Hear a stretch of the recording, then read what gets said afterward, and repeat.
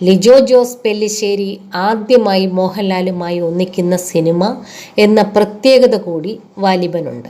ചിത്രത്തിന്റെ അനൗൺസ്മെന്റ് മുതൽ സിനിമാ ലോകം മുഴുവൻ വലിയ പ്രതീക്ഷയിലാണ്. കഴിഞ്ഞ ദിവസം നടന്ന പ്രസ് മീറ്റിൽ മോഹൻലാലിന്റെ പ്രസ്താവന ആളുകളുടെ ആകാംക്ഷ കൂട്ടുന്ന തരത്തിലുള്ളതായിരുന്നു. ഇങ്ങനെ ഒരു സിനിമ ഞങ്ങളുടെ ഇൻഡസ്ട്രിയിൽ ഇറങ്ങുന്നില്ലല്ലോ എന്നാണ് ഈ സിനിമ കണ്ട് മറ്റു ഭാഷയിലെ ആളുകൾ ഞങ്ങളോട് പറഞ്ഞത് മോഹൻലാൽ പറഞ്ഞു. ഈ പ്രസ്താവന സിനിമയുടെ ഹൈപ്പ് കൂട്ടില്ലേ എന്ന ചോദ്യത്തിന് മോഹൻലാലിൻ്റെ മറുപടി ഇങ്ങനെയായിരുന്നു.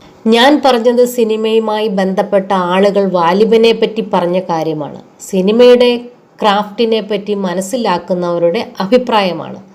സാധാരണ പ്രേക്ഷകർ ഇതുവരെ ഈ സിനിമ കണ്ടിട്ടില്ല. ഈ സിനിമയുടെ ഹിന്ദി പതിപ്പിൽ എനിക്ക് വേണ്ടി ഡബ് ചെയ്തത് അനുരാഗ് കശ്യപാണ്.